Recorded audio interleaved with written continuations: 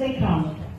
She's intelligent, well-spoken, and passionate for all people to be successful in their communities. The courage to change hearts is the willingness to put yourself out there knowing the cruelty of people.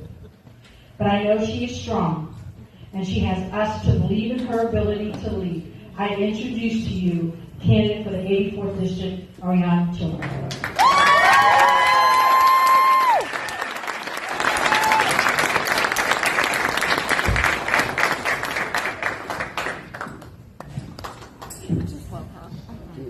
All right, so I have some notes that I am notorious for not following them. So,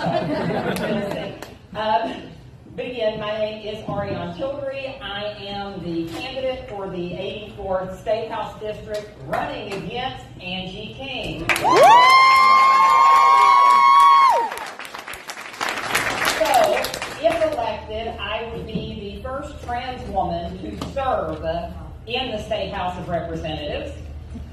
And that would be some important representation, considering that my opponent has spent the short time that she's been in office attempting to oppress and marginalize our LGBT community. So during her time in office, we've seen bill after bill where my opponent attempts to make Ohio the Florida of the Midwest. I think we can do better than that. One of the priorities that I have is showing that as LGBT candidates, we can walk and chew gum at the same time. We can talk about civil rights and the importance and the fact that we absolutely will not ever back down. But we can also talk about the economic issues that matter to the entire community. When it comes to equality and civil rights, part of my commitment is that I will always stand with every constituent in our district. That means fighting for the Ohio Fairness Act. That means fighting to get an independent, citizen-led redistricting commission in the state.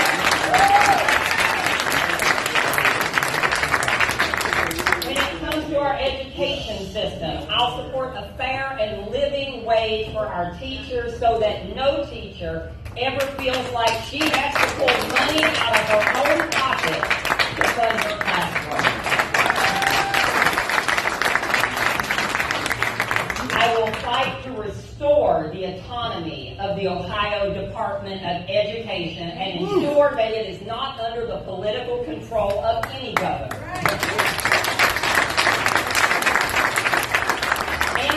On education, we are going to fight this deceptive practice of claiming that we are increasing funding for our education system while we tell all of you out there that the education system is indoctrinating your children. But here, guess what? I'm going to let you take that money out of the public school and give it to a private, unaccountable school that will not serve every student. We will put a stop to that.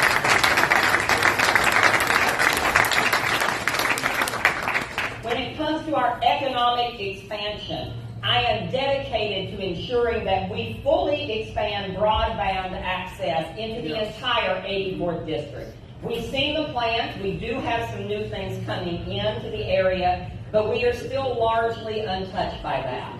We are going to focus on bringing broadband in, bringing tech industry, bringing union jobs into our area, because I'm not only a candidate, but I'm also the wife of a union worker.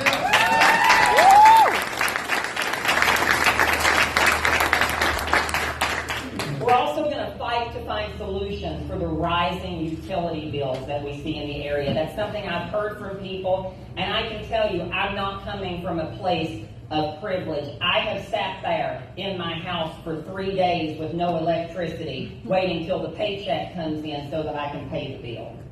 I know what it's like, and no person, no citizen in our state working a full-time job should ever have to be in that situation. So we are going to continue to address and look at what we can do about the rising utility costs and those that are going to gouge our constituents to ensure we're getting fair rates. And then most importantly, I want to fight to ensure that the wealthiest in our state, the CEOs, the ones that have made their money on the backs of our strong Ohio workers are paying their fair share when it comes to taxes. Unlike our federal government, a state government doesn't have the option to operate in a deficit. We've got to have a balanced budget. So when they cut the taxes on the wealthiest in our state, guess who pays for it? You do. We saw it during COVID when the first thing to get cut was our education budget. We want to ensure that if we're looking at tax breaks for anyone, it's for our poor and our middle class, so that we can increase our middle class and create a strong economy here in Ohio for everyone, not just those that sit at the top. So, finally, just kind of finishing out, as your next state representative, I will ensure that every single citizen has a seat at the table. Whether you live like me, look like me, love like me, or believe like me, I don't care. Because at the end of the day, we are prepared to reach across the aisle where we can.